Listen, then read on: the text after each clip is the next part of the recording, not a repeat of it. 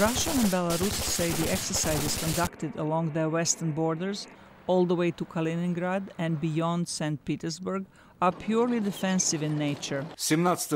On September 17, a new stage of drills begins. During this new stage, we will work out methods of operations of troops and forces in carrying out military actions to repel aggression towards the Union state of Russia and Belarus. But military observers say the drills include mock invasions of two fictitious countries, similar to Poland and Lithuania, making those countries nervous. An Estonian analyst notes that Russia conducted large-scale military drills before invading Georgia and Crimea.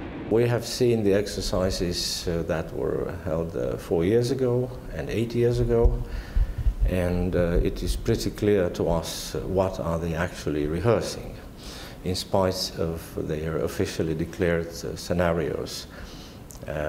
Partly, of course, they exercise defense against whom I don't know, but in any case, we see that there is a clear offensive character in their scenarios and in their exercises, including against the Baltic states and Poland. But he adds Belarus has more reason to fear Russia's invasion than the NATO member states. Moscow is not interested in provoking the Western allies, he says, but could always come up with an excuse to deploy forces in Belarus. For instance, to say that, well, you see, allies deployed their forces to the Baltic states and Poland, so we deployed ours in Belarus, which is our ally. So very simple, isn't it?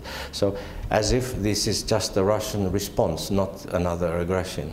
A spokesman for the Belarus Defense Ministry says the number of Russian troops participating in the joint drill is much smaller than the 7,000 local troops. By the beginning of the drills, all units of Russian forces, around 3,000 servicemen, were deployed on the territory of Belarus, and no other units will arrive. The Zapad 2017 exercises end September 20th. Even before that, Russia is scheduled to begin a new set of joint land and sea military drills with China on its eastern coast Monday. The two nations already conducted naval drills in July in Russia's Baltic Sea.